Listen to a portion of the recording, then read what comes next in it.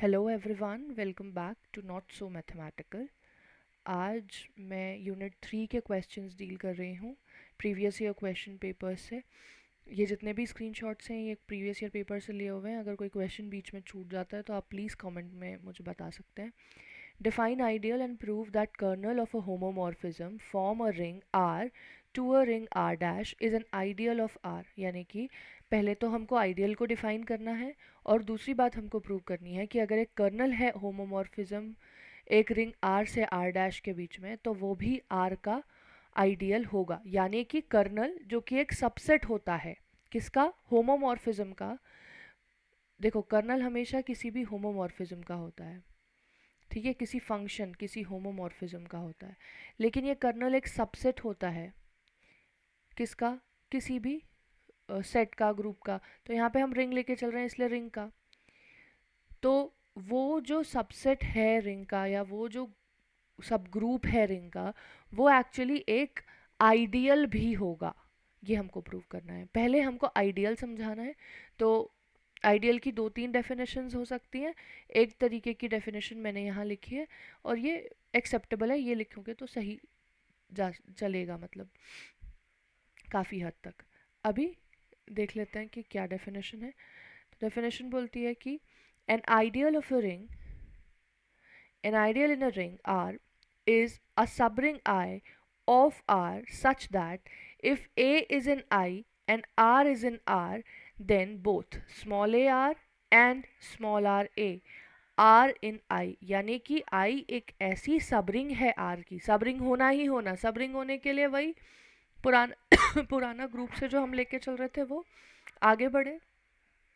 तो हमने देखा कि I एक सबरिंग होना चाहिए R का और उसके साथ साथ आई में ऐसा होना चाहिए कि यदि एक एलिमेंट आई का है यानी कि एक आइडियल का एलिमेंट है तो उस एलिमेंट को अगर हम आर के साथ ऑपरेट करेंगे लेफ़्ट साइड से या राइट साइड से तो वो भी आई में बिलोंग करेंगे।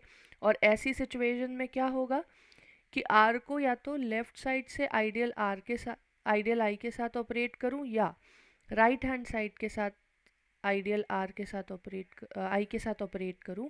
दोनों ही केसेस में ये सबसेट होगा आइडियल आई का और तब आई जो है वो आइडियल कहलाएगा। यानी कि अभी तक मैं लेके चल रही थी कि आइडियल आई, लेकिन उसकी डेफिनेशन लिखने के लिए हमें ऐसा लिखना होगा।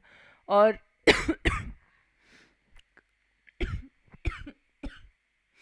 और कभी भी हम डेफिनेशन बिना एग्जाम्पल के नहीं लिखेंगे। तो ट्रिवियल आइडियल्स, ट्रिवियल जितने भी सबसेट सब रिंग सब ग्रुप होगा वो ज़रूर लिखना। तो आप लिखोगे every ring R has to at least two ideals, that is zero, that is the identity element, and R. These ideals are always called trivial ideals. Trivial का मतलब होता है ऐसी चीज़ें जो एग्जिस्ट करनी ही करनी है। अब हमें क्या प्रूव करना है, जो सेकंड पोर्शन है कि the kernel of a homomorphism from ring R to ring R dash is an ideal of R. let R be a ring and let I be a subset of R। ठीक है, यहाँ पे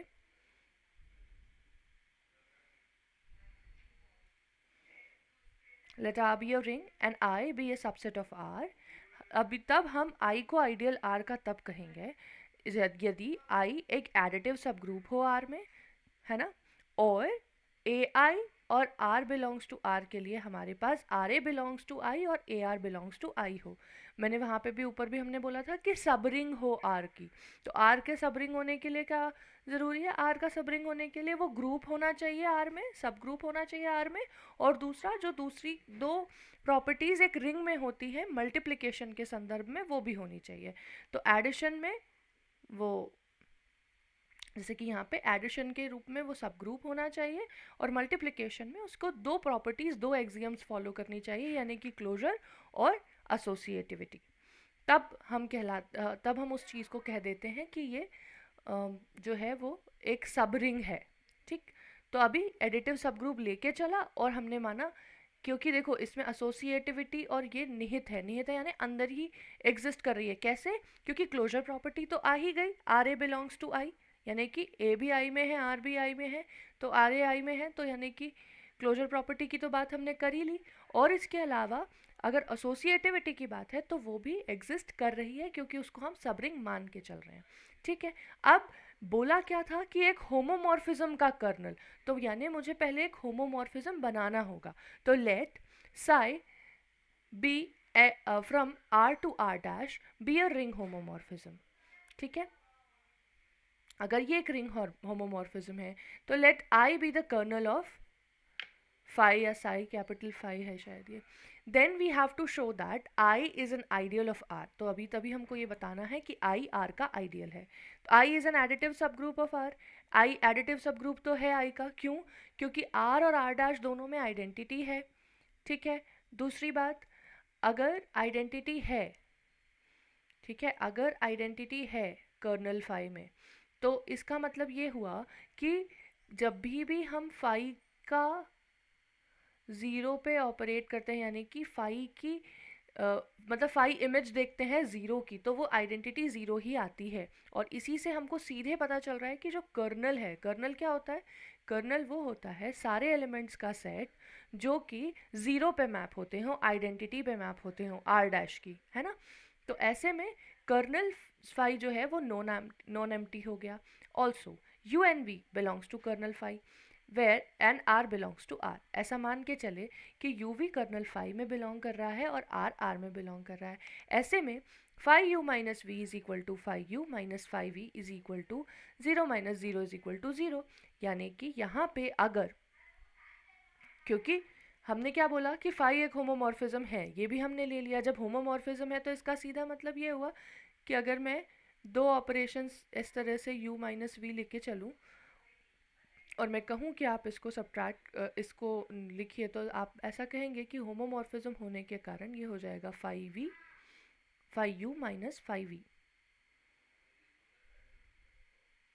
और ऐसा होने से फाई यू की value, क्योंकि यू और वी कर्नल में थे, तो कर्नल में तो वो ही सारे एलिमेंट होते हैं जिनकी इमेज ज़ीरो होती है, तो ये ज़ीरो और zero is equal to zero. मुझे नहीं लगता यहाँ कोई परेशानी होगी।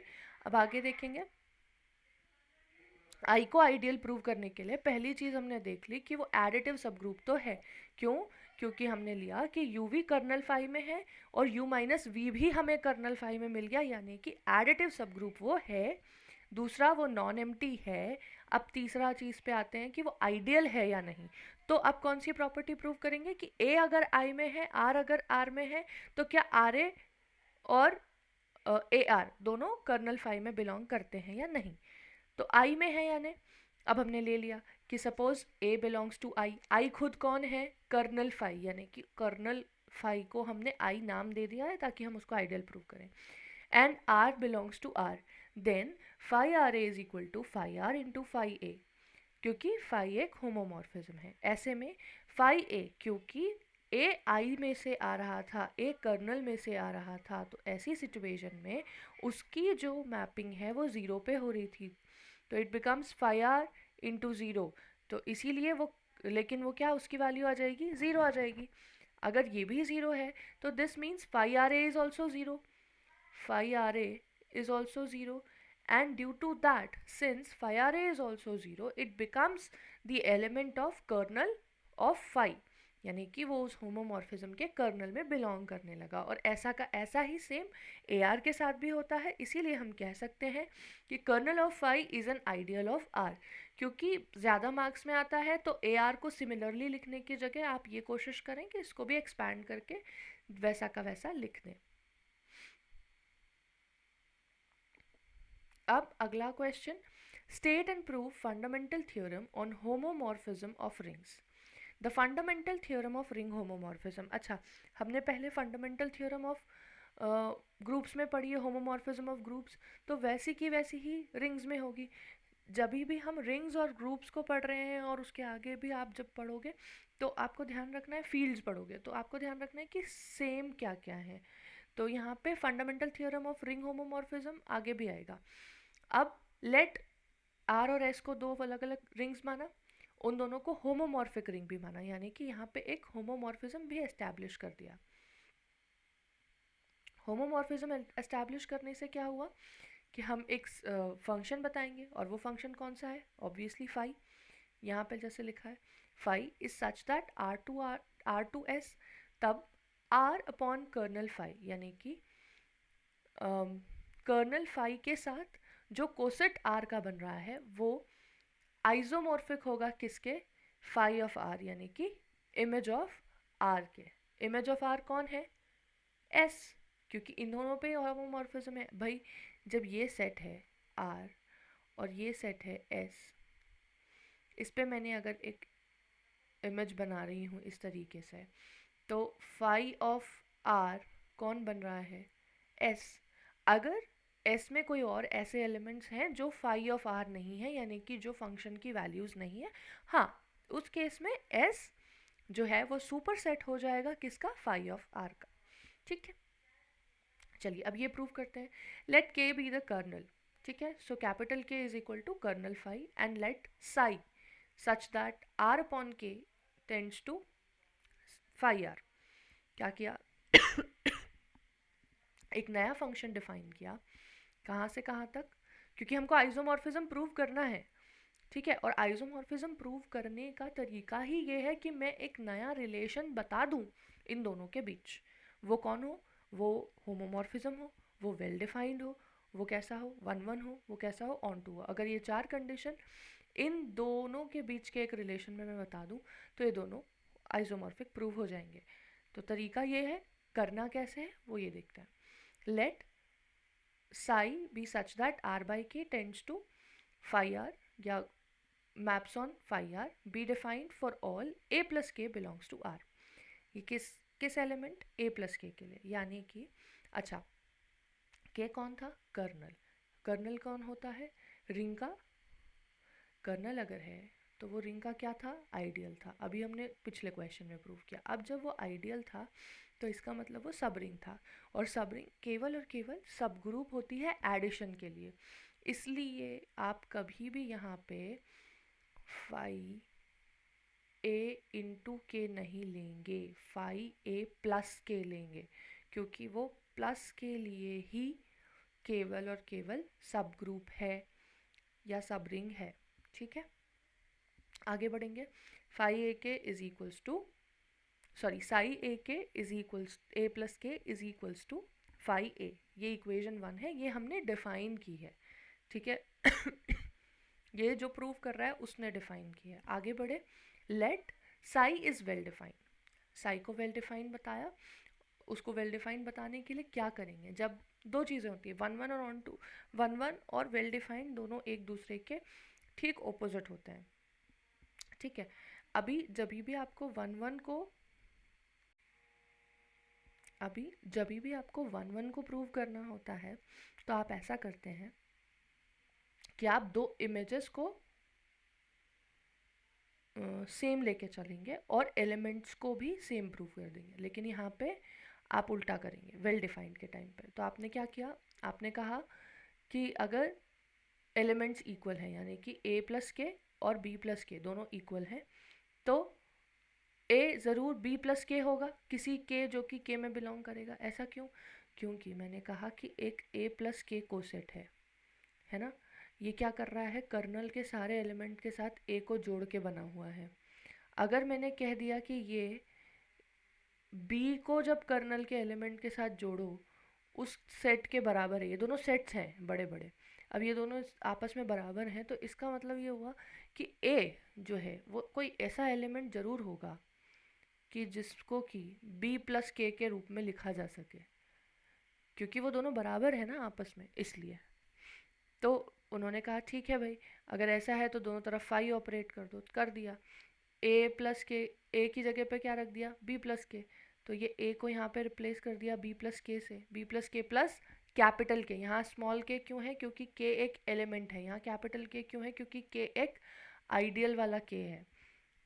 अब साई b प्लस के, और हम इसको भी क्या लिख सकते हैं, क्योंकि कभी भी सेट अगर रिपीट हो रहा है तो इसका मतलब है उसको एक ही बार लिख दो, तो वो हो जाएगा साई b प्लस के। और इसी से ये वेल डिफाइंड प्रूव हो गया। अगर आपको नहीं भी समझ आ रहा है तो मैं बस इतना बताऊंगी कि यहाँ पे हम जाते हैं एलिमेंट से, सेम एलिमेंट से, मतलब एलिमेंट को इक्वल लेके फंक्शन को इक्वल प्रूव करते हैं। कहाँ पे, वेल डिफाइंड में। तो आप अगर नहीं भी आता है कुछ भी वेल डिफाइंड प्रूव करना, तो सिर्फ ऐसा करना कि दो एलिमेंट को इक्वल रखना और लिख देना साफ कि for a equals to b, we have phi a equals phi b and hence phi is well defined.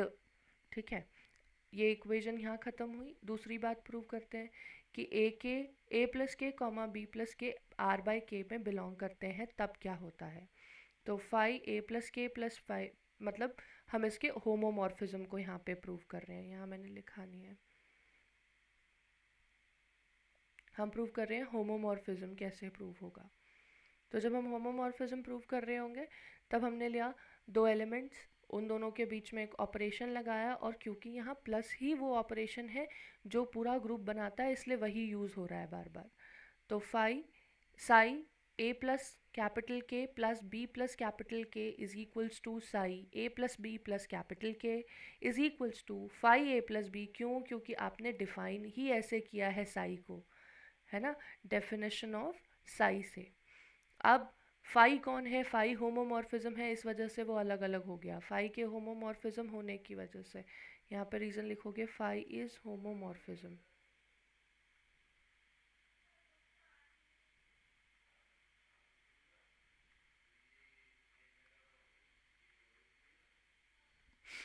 अब दूसरी बात, जब हमने फाई को विथ रिस्पेक्ट टू मल्टीप्लिकेशन लिया तब देखा, तब भी हम प्रूव कर पा रहे हैं कि जो साई है वो होमोमॉर्फिज्म है. ऐसे में साई वेल डिफाइंड भी हो गया और होमोमॉर्फिज्म भी हो गया. आखिरी प्रूव क्या बच करने को बचा कि साई बाइजेक्टिव है. साई को बाइजेक्टिव प्रूव करना, बाइजेक्टिव का मतलब होता है 1 1 और ऑन 2.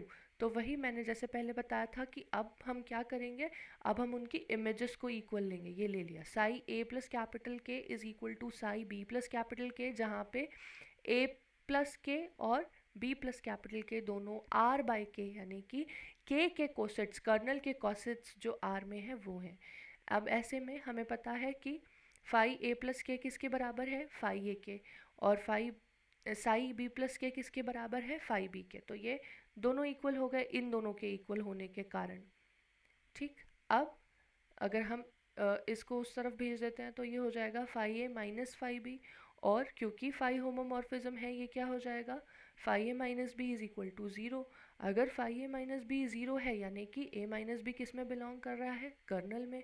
और अगर ए माइनस बी कर्नल में बिलोंग कर रहा है तो इसका मतलब सीधा ये हुआ कि इन दोनों के जो कोसेट्स हैं A plus K is equal to B plus K, ये हमने ग्रुप्स में पढ़ा हुआ थ्योरम है. ठीक है.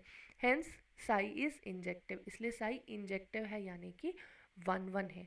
सर्जेक्टिव यानी कि ऑन टू, यहाँ पे आप लिख सकते हो अगर इंजेक्टिव नहीं समझ आ रहा है तो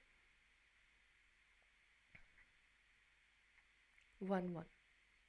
Furthermore, for all a belongs to phi r, we have that a plus I belongs to r by k is such that psi a plus k is equal to a. So psi is surjective, hence psi is bijective, and so psi is an isomorphism from r by k to phi r, that is r by kernel phi is isomorphic to phi r. ठीक है, ये ख़त्म होता है. अगला question है define ring homomorphism and prove that homomorphism f of r into r dash is an isomorphism if and only if the image of f is equals to 0, where image of f is also equals to kernel of f. क्यों kernel of f? क्योंकि हम यहाँ zero लिखा है ना. Zero कौन होता है? ज़ीरो वही होता है जो आइडेंटिटी पे मैप होगा. इसलिए फिर से यहाँ पे भी पहली चीज़ डेफिनेशन है तो डिफाइन करेंगे अच्छे से, उसके बाद प्रूफ करेंगे. Definition: A homomorphism between rings preserves the operation of addition and multiplication in a ring. More specifically, R and R dash are rings. अच्छा, होमोमॉर्फिज्म की छोटी सी डेफिनेशन अगर देखना चाहें तो ये होती है कि वो ऑपरेशन को प्रिजर्व करती है रिंग के बीच में. दो रिंग्स के बीच में ऑपरेशन को प्रिजर्व करती है. प्रिजर्व करने का मतलब वही कि फाई ए प्लस बी को क्या लिख देगी? फाई ए प्लस फाइव बी. फाई ए बी को क्या लिख देगी? Phi A into five B. ये यहाँ पे थोड़ा गलत लिखा हुआ है, पूरा ही गलत है. इसको मत मार्क करना प्लीज़, मुझे कलर चेंज कर लेना चाहिए. It should go phi A plus B is equals to phi a plus phi b और phi a into b is equals to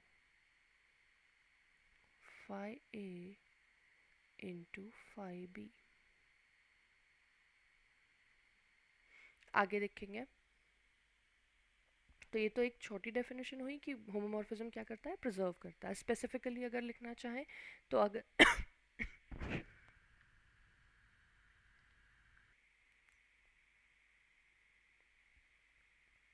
R से R डैश एक मैपिंग है, सॉरी R और R dash दो rings हैं जहाँ पे R से R डैश की तरफ एक रिंग होमोमॉर्फिज्म जा रहा है जिसका नाम है फाई, तब फाई ए प्लस बी फाई ए प्लस फाई बी होगा और phi A B is equal to phi a into phi b होगा। ऐसी सिचुएशन में फाई को हम एक होमोमॉर्फिज्म कहेंगे।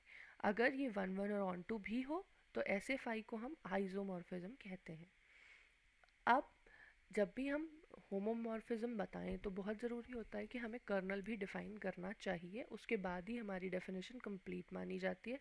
तो यहाँ आके हम डेफिनेशन को कंप्लीट करते हैं। The kernel of a ring map psi such that R to R dash is kernel psi is equal to R belongs to R, जहाँ पे psi R क्या हो, 0 के बराबर हो, यानी कि आइडेंटिटी पे मैप हो रहा हो। अगर if f is such that R to R dash is an isomorphism then image of f is equals to 0। तो हमको ये प्रूव करना है। ये प्रूव करने के लिए हम दो डेफिनेशंस देख लेते हैं। पहली एक कि a homomorphism f is such that R to R dash is an isomorphism if it is both injective and surjective, यानी कि आइसोमॉर्फिज्म कब होता है, जब होमोमॉर्फिज्म होने के साथ साथ 1 1 ऑन 2 हो। दूसरी डेफिनेशन देखते हैं कर्नल की, वही बात कि g से g डैश में कर्नल तब कहलाएगा जब इमेज ऑफ f जो है वो उसमें x ऐसा g में बिलोंग कर रहा हो कि उस पर जब फंक्शन लगाया जाए तो वो g डैश की आइडेंटिटी बनाता हो।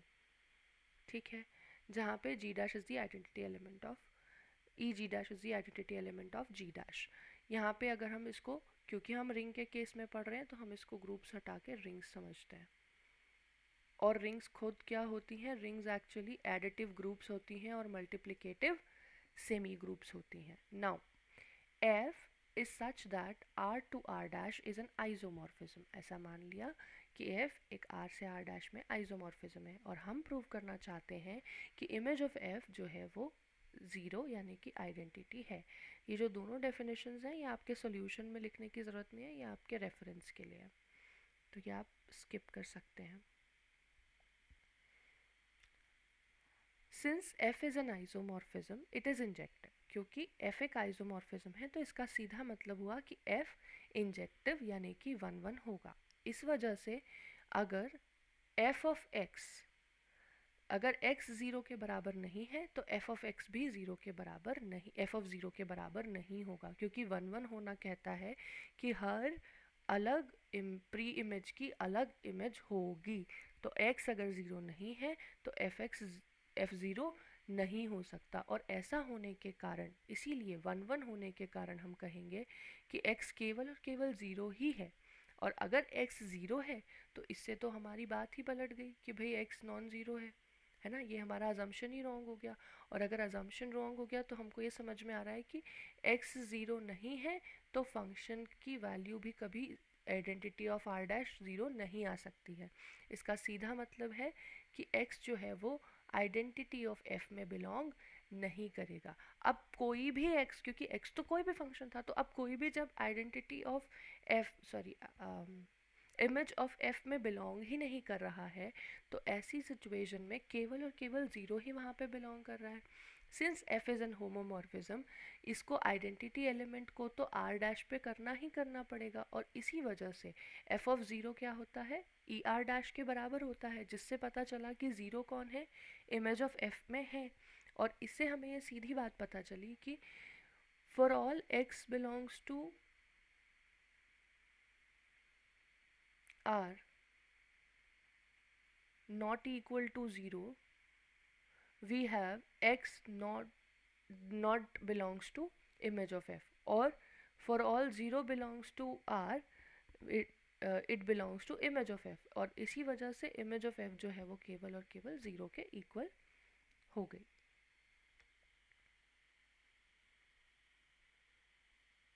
अब वहाँ पे सिचुएशन थी, जो क्वेश्चन था वो इफ़ एंड ओनली इफ़ वाला है यहाँ पे, ये देखेंगे। तो हमने एक बात तो प्रूव कर दी, इसको आइसोमॉर्फिज्म लेके चले और I F image of f को हमने ज़ीरो प्रूव कर दिया, यानी कि आइडेंटिटी वाला प्रूव कर दिया। अब हम उल्टा लेके चलेंगे कि जो इमेज ऑफ एफ है वो ज़ीरो है और हमें प्रूव करना है कि आर से आर डैश एक आइसोमॉर्फिज्म है। ये कैसे करेंगे? इमेज ऑफ एफ को ज़ीरो लिया, assume image of f is equal to zero. हमें प्रूव करना है कि एफ बोथ इंजेक्टिव और सर्जेक्टिव है। इंजेक्टिव और सर्जेक्टिव यानी कि वन वन और ऑन टू। इंजेक्टिव प्रूव करने के लिए क्या किया? एक्स और वाई दो एलिमेंट लिए। कैसे एलिमेंट लिए? कि उनकी इमेज क्या है? सेम है। इमेज सेम होने से क्या हुआ? हमको क्या प्रूव करना है कि एक्स वाई भी सेम ही होंगे। तो हमने ले लिया कि F x is equal to F Y. अगर F x is equal to F Y तो अगली स्टेप में क्या लिखेंगे? F X minus F Y is equal to zero. लेकिन एफ कौन है? होमोमॉर्फिज्म, तो ये क्या हो जाएगा? F X minus Y is equal to zero. लेकिन अगर F X minus Y is equal to zero है, और क्योंकि एफ की इमेज में तो एक ही चीज़ है भाई, क्या? ज़ीरो। तो अगर एफ की इमेज में एक ही चीज़ है ज़ीरो, तो इसका सीधा मतलब ये हुआ कि x माइनस वाई जो है वो कौन है? ज़ीरो के बराबर है। x माइनस वाई ज़ीरो के बराबर है तो x is equal to y, तो x और y बराबर है, और इसी वजह से f क्या है? इंजेक्टिव।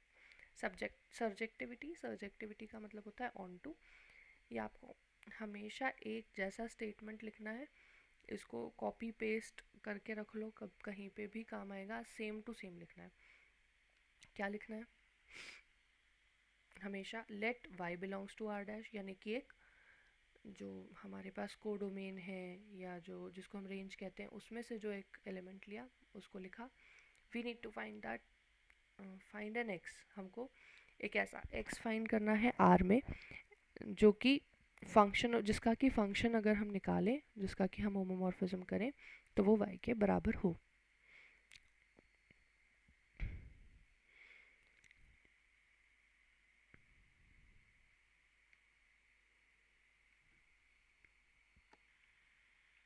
ठीक है, तो y के बराबर होने के लिए हमने किया कि f तभी सर्जेक्टिव होगा जब उसकी इमेज जो है वो कोडोमेन के बराबर हो और उसकी इमेज इमेज ऑफ आर मतलब image of F R dash हो। तो सर्जेक्टिविटी के डेफिनेशन से हमको ये पता चला कि एक्स जो है वो आर में बिलोंग कर रहा है, such that f x is equal to y, और इसी वजह से एफ जो है वो सर्जेक्टिव है। हमको ऐसा का ऐसे ही लिखना होता है, इसमें बहुत दिमाग लगाने की ज़रूरत नहीं है। ऑन टू के स्टेटमेंट्स मेजरली कभी प्रूव नहीं करने होते हैं, तो इसमें बहुत दिमाग नहीं लगाना, इसको याद करना है और लिखना है। Since f is both injective and surjective, it is an isomorphism. Thus, we have proved both directions of the statement, and therefore f is an isomorphism if and only if image of f, ठीक है, यहाँ पे if image of f is equal to zero, और ये zero कौन हो गया? Colonel. ठीक है। Define subring of a ring. Prove that a ring R is without zero divisor if and only if the cancellation law holds in R. आपके पास मेरे ख्याल से ये हमने फर्स्ट सेमेस्टर मतलब एक हमने वो कर लिया है पेपर, और ये दूसरे पेपर से आए हैं questions.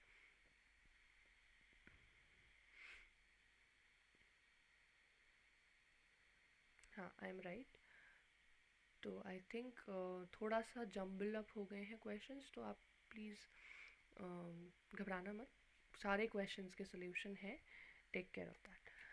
Define subring of a ring r, prove that a ring r is without zero divisor. पहले फिर से डेफिनेशन है तो डेफिनेशन अच्छे से देंगे, एग्जाम्पल देंगे, ख़त्म करेंगे, फिर प्रूव करेंगे क्या कि एक रिंग आर जो है वो विदाउट जीरो डिवाइजर होगी केवल और केवल यदि if and only if cancellation law hold करेगा आर में। ज़ीरो डिवाइजर के बिना होगी का क्या मतलब है?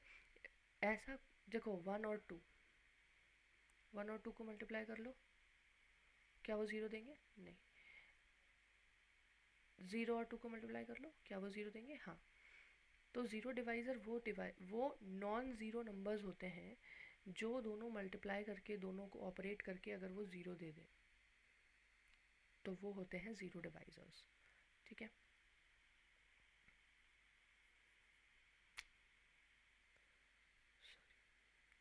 ठीक है, अब हम आगे बढ़ते हैं। A subring of a ring R is a subgroup of R under addition that is also closed under multiplication.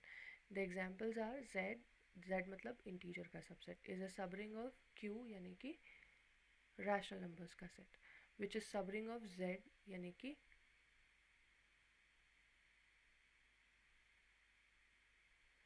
Z क्या लिख दिया ये, which is subring of R आएगा यहाँ पे, which is subring of R, which is in turn a subring of C that is complex number. 2Z is a subring of Z यानी कि even integers का सेट जो होता है वो सबरिंग होता है इंटीजर्स के सेट का। अब आपको प्रूव करना है ज़ीरो डिवाइज़र वाला क्वेश्चन। हम दोनों डायरेक्शंस को सेपरेट प्रूव करेंगे। R is without zero divisor लेके चलते हैं और प्रूव करते हैं कैंसिलेशन लो होल्ड कर रहा है। आर को मान लिया कि इसमें कोई ज़ीरो डिवाइज़र नहीं है, ऐसे कोई एलिमेंट ए बी सी नहीं एग्जिस्ट करते यहाँ पे कि जिसमें a b equal to a c हो और a is not equal to zero हो, तब b is equal to c यानी कि कैंसिलेशन लो होल्ड करेगा। तो let a b equals to a c then and a is not equal to c, then a b minus a c is equal to zero, which implies a into b minus c is equal to zero. क्योंकि are में कोई zero divisor नहीं है और ए already zero के बराबर है ही नहीं, तो बचा हुआ ये जो है वो ज़ीरो के बराबर होना चाहिए। इससे हमने प्रूव किया कि b इज़ इक्वल टू सी, और हमको यही प्रूव करना था, और इसीलिए हम कह सकते हैं कि कैंसिलेशन लॉ जो है वो आर में होल्ड कर रहा है। कैंसिलेशन लॉ होल्ड्स ये हम मान के चलते हैं, और अब हम प्रूव करेंगे कि आर में ज़ीरो डिवाइज़र नहीं है। Suppose the cancellation law holds in r, we want to show that r has no zero divisors. Let a comma b, यहाँ पे हमने मान के चला कि ए कॉमा बी यानी कि ए और बी दो एलिमेंट्स हैं आर के, ऐसे एलिमेंट्स कि जिसमें ए बी यानी कि उनका मल्टीप्लिकेशन ज़ीरो है। क्यों? क्योंकि हमने बोला था कि उसमें एक ज़ीरो डिवाइज़र नहीं है, प्रूव करना है, तो हम मतलब कन्वर्स लेके चल लेते हैं कि ए बी जो है वो ज़ीरो है। अब मान लिया कि बी भी ज़ीरो नहीं है, ठीक है, क्योंकि ज़ीरो डिवाइज़र नहीं मानना है। Then since a is not equal to zero, by cancellation law we have b is equal to zero.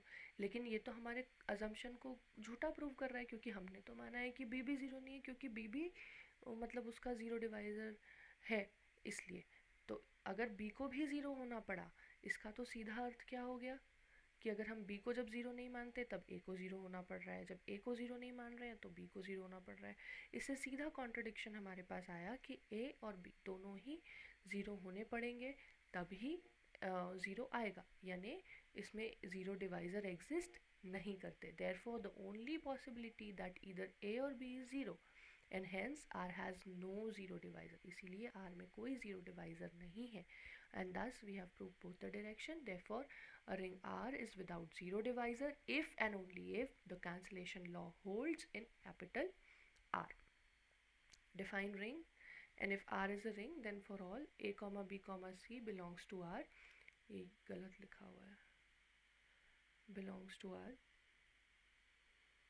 Prove that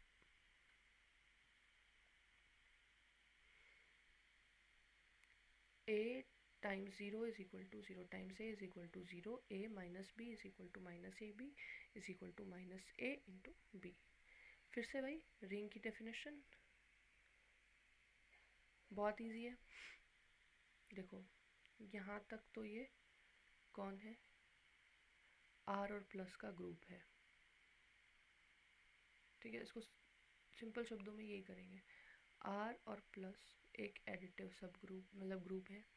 फिर आर और डॉट, इस दो से आर और डॉट, ये जो दो है ना, ये वाली दोनों एक्सियम के हिसाब से आर और डॉट जो है वो सेमी ग्रुप बनाते हैं। और जब भी कभी दो एक साथ ऑपरेशन होते हैं तो डिस्ट्रीब्यूटिविटी तो प्रूव करनी ही पड़ती है। तो ये है हमारे पास डिस्ट्रीब्यूटिव लॉ एडिशनल, ठीक है। इसके अलावा कुछ और प्रॉपर्टीज़ भी उसमें हो सकती हैं जिससे वो कम्यूटेटिव और ये कहलाएगा। ये आप वहाँ लिख दें ऐसा का ऐसा, आप चाहें स्क्रीनशॉट लेना तो यहाँ से ले सकते हैं।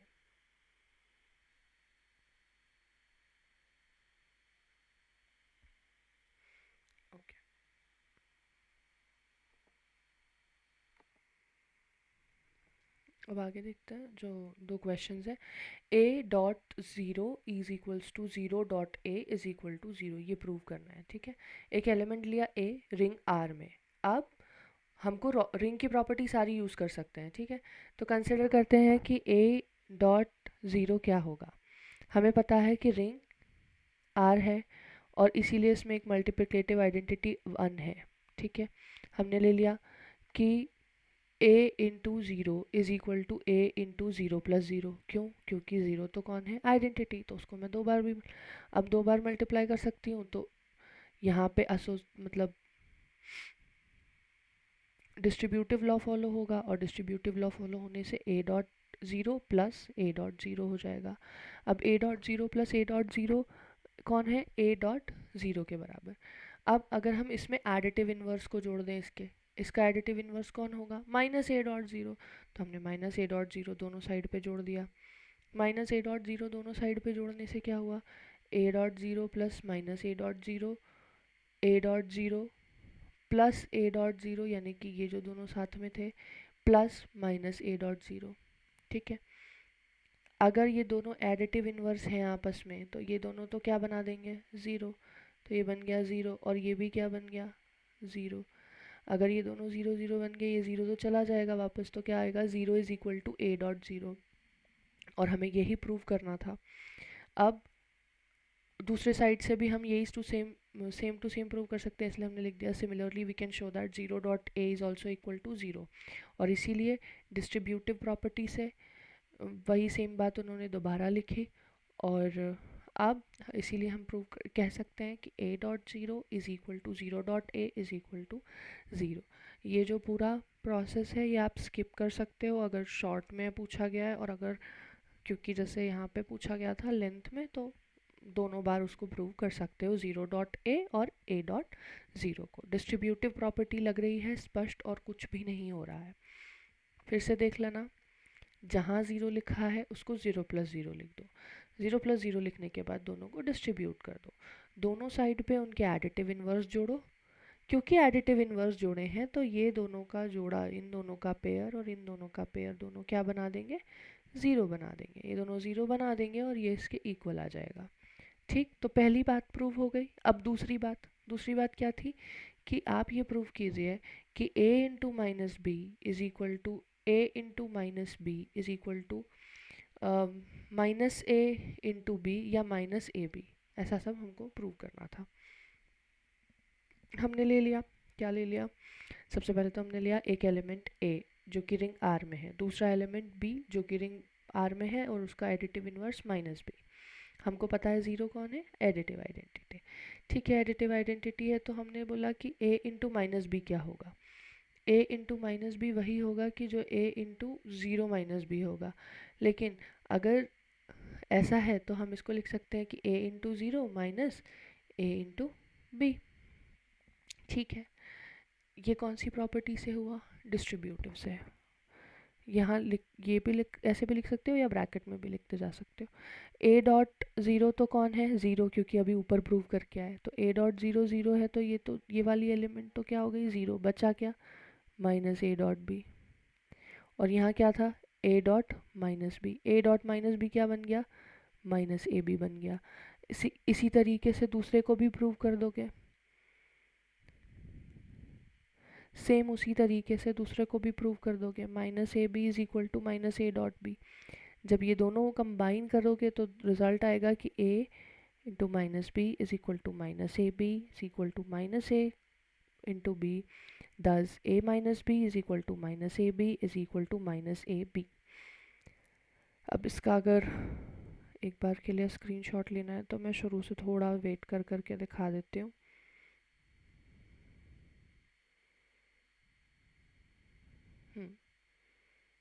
यहाँ से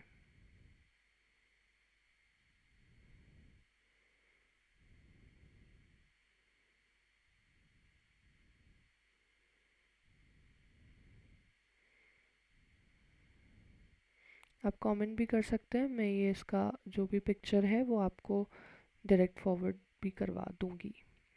prove that the intersection of two ideals of r is an ideal of r. ये थोड़ा सा नहीं, ठीक है।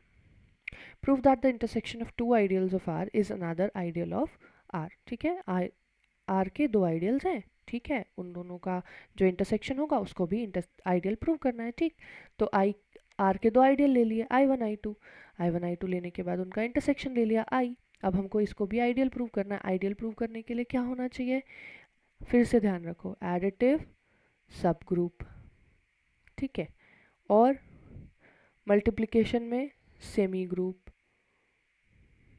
फिर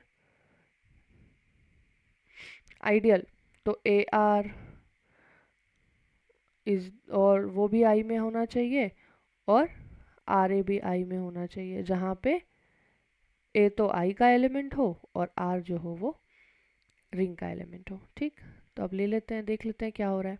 सबसे पहले तो एडिटिव सब ग्रुप यानी कि क्लोजर, एसोसिएटिव, उसके बाद आइडेंटिटी और इनवर्स, ये चारों प्रॉपर्टी। तो क्लोजर प्रॉपर्टी प्रूव करने के लिए एक्स वाई लिया आई में, एक्स वाई को I1 और I2 दोनों में लिया। अगर वो आई में है तो यानी कि उन दोनों के इंटरसेक्शन में होना मतलब दोनों में होना, दोनों में होने की वजह से उन दोनों का, क्योंकि I1 I2 खुद तो आइडियल है ही है, तो वो तो क्लोज्ड है, और वो क्लोज्ड है तो इन दोनों का सम दोनों में ही एग्जिस्ट कर रहा है, और क्योंकि दोनों में एग्जिस्ट कर रहा है तो वो उनके इंटरसेक्शन में एग्जिस्ट कर रहा है, और इंटरसेक्शन में एग्जिस्ट कर रहा है तो इसका मतलब कि जो आई है वो क्लोज्ड तो प्रूव हो गया। अब्जॉर्प्शन अंडर मल्टीप्लिकेशन यानी कि आर एक्स वाला, ये देख लो कि x belongs to i, r belongs to r। ठीक है, x i में है तो x i में होने का मतलब है कि I1 I2 दोनों में होना चाहिए। अगर I1 I2 दोनों में है तो Rx भी I1 में है और Rx भी I2 में भी है। अगर फिर दोनों में है तो वो I में होना ही होना है, क्योंकि I उनका इंटरसेक्शन है, और इसीलिए Rx जो है वो I में है। इसीलिए हमने शो कर दिया कि I क्लोज्ड भी है और उसका मल्टीप्लिकेशन में अब्जॉर्प्शन भी है, इसीलिए आइडियल होने की इसकी दोनों ही कंडीशंस सेटिस्फाइड हैं। अच्छा, अब आपने तो बोला था कि एडिटिव सब ग्रुप प्रूव करना है, सेमी ग्रुप प्रूव करना है, एडिटिव सब ग्रुप क्यों नहीं प्रूव किया, क्योंकि जैसे ही आपने एडिशन प्रूव किया है क्लोजर, यहाँ पे जैसा क्लोजर आपने एडिशन का प्रूव कर दिया है, उसके अलावा कोई भी प्रॉपर्टी आई, यानी कि आई जो कि I1 I2 का सबसेट ही है, तो इसमें एसोसिएटिविटी सीधे लागू होगी, आइडेंटिटी सीधे मिलेगी, लिख भी सकते हो एक बार आइडेंटिटी, तो इनवर्स सीधे मिलेगा। तो ये सीधे उन दोनों के सबसेट होने से ही प्राप्त होने वाली चीज़ थी, लेकिन क्लोजर ऐसी चीज़ थी कि हो सकता है हो ना भी हो उसका सबसेट होने पर, इसलिए हमने उसको प्रूव किया है। तो आप यहाँ पे लिख भी सकते हो, अगर और एक्सटेंड करके लिखना है तो वरना इतना काफ़ी है। मेरे ख्याल में ये आखिरी क्वेश्चन है। Let r be a ring and s be an ideal of r, then the set of cosets of s in r, ये r/5 नहीं, ये है r/s। ठीक है, r/s is equal to s। अब देखो s belongs to,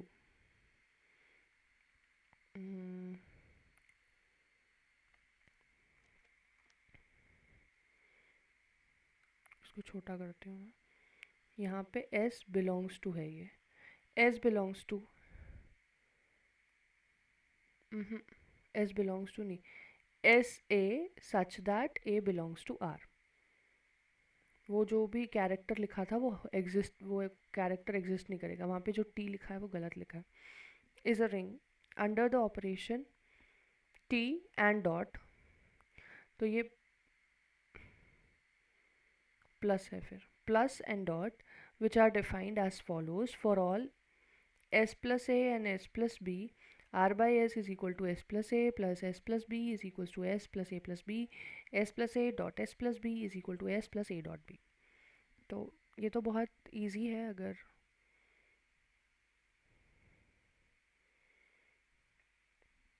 ring prove करने के लिए फिर से वही बताऊंगी सब, हाँ क्या बोलते हैं, पहले तो सारे एडिटिव एडिशन के लिए सारी प्रॉपर्टीज़ ग्रुप की प्रूव करो, मल्टीप्लिकेशन के लिए शुरू की दो प्रॉपर्टी प्रूव करो, और डिस्ट्रीब्यूशन प्रूव करो। क्लोजर क्लोजर के लिए दो एलिमेंट ले लिए। ठीक है, अच्छा समझना बहुत ये ज़रूरी है सिर्फ कि जो सेट है उसका एलिमेंट कैसा दिखेगा, आर बाई एस का एलिमेंट कैसा दिखेगा, कोसेट जैसा। तो कोसेट कैसा होता है, एस प्लस ए, और वो लिखा है वहाँ पे। तो तो देख के ही लिखो, मतलब नहीं भी आ रहा है, मान लो कुछ भी नहीं आ रहा है, तो सोचो कि उसके एलिमेंट्स कैसे होंगे और देख के लिख दो। एस प्लस ए, एस प्लस बी, दो आर्बिट्री कोसेट्स हैं, हमको ये बताना है कि ये भी इसमें आएगा, ठीक है। तो हमने इसको लिया, प्रूव करके देखा। अब जैसे ही हमने देखा तो हमको पता था कि जब जब दो एलिमेंट किसके हों, आर के, और ऐसे कोसेट लिखा जाता है तो ये इसके बराबर होता है। ये हमने ग्रुप में ही पढ़ लिया।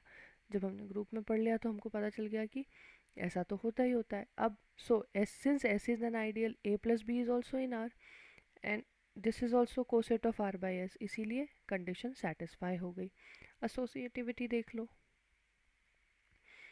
एसोसिएटिविटी कैसी कहती थी, वो ऐसा कहती थी, ए प्लस बी को साथ में जोड़ लो और फिर सी को बाद में जोड़ो, या फिर ए को बाहर रख के बी और सी को साथ में जोड़ लो, दोनों बराबर होंगे। बस वैसे ही लिया, दो एलिमेंट को अंदर एक साथ, इसको अलग, फिर लेके जाते गए, ये माइनस नहीं है, ये सब इक्वल है, पता नहीं कैसे हो गए माइनस, यहाँ भी इक्वल है।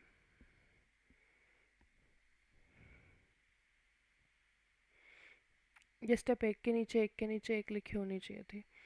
तो हमने आखिरी में प्रूफ देखो यही किया है कि ये अकेला रह गया और ये दोनों साथ में आ गए, यानी कि ए प्लस बी प्लस सी।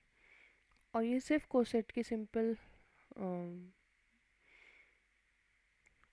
की सिंपल प्रॉपर्टीज़ को यूज़ करते हुए है, तो इसलिए एसोसिएटिविटी होल्ड होती है। आइडेंटिटी, इसको भी वैसा का वैसा, सिर्फ जो लिखा है वैसा का वैसा स्टेटमेंट ही लिखना है, इसमें बहुत बहुत दिमाग बिल्कुल भी नहीं लगाना है। तो जहाँ दिमाग लगाने की ज़रूरत नहीं है, जैसे जैसे इससे पहले वाले जो चैप्टर्स थे उसमें काफ़ी हमको एफर्ट्स डालने हैं समझने के लिए, इनमें कोई एफर्ट्स नहीं डालने, इनमें सिर्फ ये लिखना ही है, और जो लिखना है तो उसको फिर सीधे ही लिखो। सो ज़्यादा कुछ मत करो। जहाँ कुछ गलतियाँ हैं वो मैं करेक्ट करती जा रही हूँ, राइटिंग टाइपिंग एरर्स। और बाकी आप लोग स्क्रीनशॉट लेके इसको ऐसा का ऐसा ही लिख के आएँ एग्ज़ाम में, तो आप बहुत क्लियर और सही लिख के आएंगे। अगर आपको इसका एक्सप्लेनेशन चाहिए तो please let me know. Since video बहुत लेंदी हो गया है तो आई प्रेफर कि मैं अब इसको एंड करूँ। I hope it helps. See you soon. All the best for your exam.